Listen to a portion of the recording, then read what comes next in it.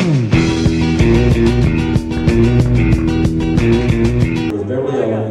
did the original 13 episodes, and then Pat Priest came in and did the final 57. I had an incredible crush on Beverly Owen when I was 11 years old. She actually was sweet enough to take an 11-year-old kid, drive all the way down to my house in her Volkswagen, pick me up, drove me up to Grauman's Chinese Theater, and we saw Mary Poppins together. I was in heaven, you know, and it was like, that was my first date, so the bar was set so high. It's tough to top, you know, Marilyn Munster taking any Munster to Grauman's Chinese to see Mary Poppins. Oh. Tell us now, how did you get this part? Tell the story behind that, the history, how you got this part. Getting the Munsters? Yes. My teeth stuck straight out. They stuck straight out. I had done a year of the Real McCoys. I had done a year of General Hospital. They were not happy with the kids. There was a kid named Happy Durbin who had, I guess, was their final choice at the last minute. They chose Yvonne DiCarlo to come in to replace a woman named Joan Marshall, and they chose me. I was living in Illinois. They flew me out for a screen test. I got off the plane, my mother picked me up. At the time, my father was a professional baseball player with the Washington Senators, and his name was Kenny Hunt. He was Mickey Mantle's roommate. He came up with the Yankees, but he's buried next to Roger Maris, God rest his soul. But he was Mickey Mantle's roommate in the heyday of the late 50s, early 60s, when baseball players were still having a good time. That's right. And playing for fun, you know, before they had sports agents. And anyway, I got off the plane. I went up to CBS Studio Center, said hi to Bob Barker, went into the short sun. Came back out. They said, don't even think about going to the airport. Yeah, report for work the next day. How thrilling is that? Yeah, he's like, one day you're in Illinois, the next day you're in Munster. Life is full of little surprises. Well, you hear stories like of Paul Peterson, all these people in the 60s that had their lives ruined. Like Paul Peterson said he had no high school reunion, things like that. Did you have a regular childhood? Well, you have a childhood, you are a kid, you're growing up. They used to call me a 39-year-old midget because I just grew up around adults, and I never really looked at it as a lost childhood, although some people, the movie industry is not for everybody, that's for sure. And there can be some hazardous situations that occur that people do call like a Jane North situation. Paul Peterson does wonderful work for a lot of kids and a lot of adults. And he's done some great work for people. And he actually was a neighbor of mine for years and years and years in Gardena, California. I didn't even know he lived in Gardena. And he actually married my friend's, I guess my friend's wife. He became brother-in-law. That's how we met. Also, other 60s TV shows, like I'm heavy into all these 60s shows like Get Smart, Lost in Space.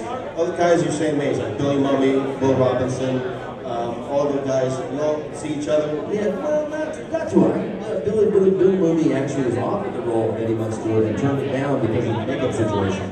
So for him turning it down, or his mother turning it down, thank you very much, Mrs. Mummy. I appreciate it. But Paul Peterson, myself, Johnny Howard, there was 4 or 5 kids did a lot of work back then. Today there's hundreds and hundreds and hundreds of kids because there's so much more content to film. There's so many channels. But back when I was working, there was just 3 networks, and literally there was maybe 20 kids tops that were about 90% of the work. Watching them on black and white TVs. Who remembers black and white TVs, you know? Yeah. Like Magic and St. Paul. There was no color. Most people didn't have colored sets in the 60s. We didn't get ours until 1970. I remember this. First time I go in the afternoon, I put on Gomer Pyle 4 in the afternoon. Now we're getting old. I did a show with her that was so bad. It's called the Addams Family Funhouse. And I played Pugsley Addams when I was 18 years old. Had hair down to here, and Jim Neighbors was our guest star. And he came out and he sang. And you expect him to be Gomer Pyle, but the guy's like a really good baritone singer, but you're still looking at Gomer Pyle. It's like changing Darren's, you know. We changed Maryland's, but we got away with it. You know, everybody knew Dick York wasn't there anymore. I do remember in 1981, you guys reunited. I don't know if you were in that remake in 81 when Al Lewis. No, I missed out on there was several Munster movies after that, and then the movie with the series with John Shuck and Lee Merriweather, The Munsters Today, which was done by Lloyd Schwartz, Sherwood Schwartz's son. They asked me to participate in it, but it was just, a friend of mine one time said, he goes, "Butch, this Munsters is so bad, it makes you guys look like Gone with the Wind." Wow. How about we have some questions for Butch? Nina? Yes.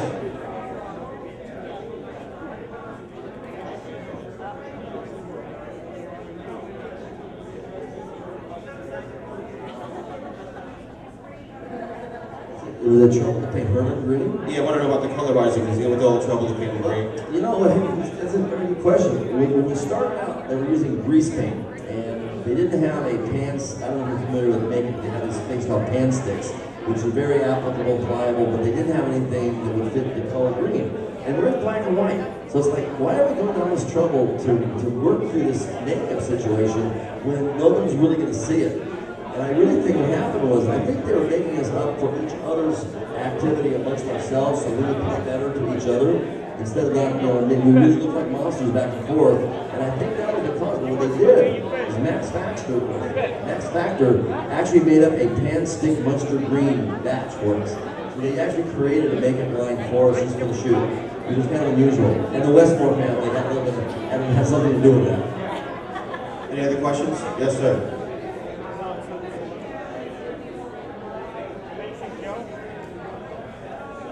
In the Monkeys episode, I used ammonia capsules to cry. I had it right there, whoop, and tears came flowing. You know, I'm a happy guy. It's tough for me to cry. Although now, as an adult, you know, I watch a sad movie. The water won't still on. As a kid, I couldn't pull it off. Yeah, sit down. I don't know. A lot of people like are typecast, or like I think Fred didn't like his role as Herman Munster. He was an artist in real life. He had a problem with being Herman Munster. I love it personally, but he had a problem with it. He hated the producers. He was a true. Well, first of all, we had two New York TV actors, Al Lewis and Fred Gwynn from Car 54, and they were friends. Car 54 or zero. But anyway, they came out to Los Angeles and transplanted themselves. And back then, New Yorkers, you know, hated LA people, and LA people hated New Yorkers. You know, we were considered to be like, you know, a bunch of hippie, pot-smoking people on the West Coast. New Yorkers were considered to be Broadway actors and this and that. And Monte Carlo was a bona fide movie star, a magnificent slave, and she did the Ten Commandments, she did the Cecil B. DeMille and Clark Gable, and the best of the best. I mean, she was the biggest name on the show. And when she came onto the show at the last minute, Fred and Al had, I think they had issues with her being a bigger name than they were. So they would torture this poor woman. I mean, they just, and I mean, kind of a fun little bantering way like Abbott Costello or Laurel and Hardy. They were a comedy team, and she was a movie star. It worked out well, but I think she made the show much better than it would have been because she held her own. She came up as a wonderful mother, a wonderful wife, and Dracula's daughter. I mean, how many people can pull that off? You know, that episode of the Shutterbug, I was just thinking, they held the family hostage in the house, so just be yourselves. So Eddie goes on the organ, and all the dust comes out when he starts playing. Yeah. And he goes to Grandpa, he's playing cards with the Invisible Man. These guys go, what? Then Lily has the candles go on by herself. Then Herman goes into the kitchen and tries to stall telling a joke. When I heard a joke, he's so tall, the guys went underneath his arms. I said, that's it, we can't take it anymore, because we're going to run out of minds. It's the simplest thing that would occur is like the people that did the Munsters also produced Leave It to Beaver, and Andy.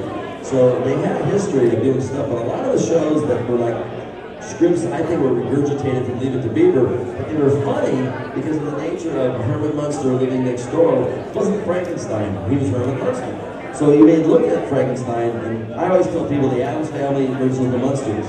The Addams Family were monsters that looked like people, and we were people that looked like monsters. You know? And that's pretty much how it worked. And once you saw the show, you forgot all about what we looked like. And we just became, it was almost like a social issue of the people next door you didn't want to get to know maybe, and once you get to know them, you liked them. But I think the Addams Family and the Munsters came on the same month of the year, and went off the same month of the year, September '64 and May of '64. They were Wednesday nights, we were Thursday nights. ABC, CBS. Is that a coincidence? How that happened? You know, that's a mystery to me. I don't really know. It's just I think they got wind of something being done, and they thought an opportunity was there to take advantage of the Addams Family. Because the Addams Family was an existing comic strip, you know, in the New Yorker, I believe. And, so that was an ongoing thing with Charles Addams' dark humor, and I think that Conley and Mosier just decided to put together a sitcom quickly and Universal utilizing the Munsters that they have in their hip pocket. Okay. I think we have time for one more question. One more question. Anybody? One more question. Anybody? Yes, sir. You still do one-arm push-ups? Yeah. My belly hits a little faster these days, but I can still do them. Come on, do it. No way. Ladies and gentlemen, we're here for Butch Patrick, Thank the you, one sir. and only show, the Munsters. Thank you, Butch. Thank you very much. And tip your waitresses and bartenders, I'll be here all week.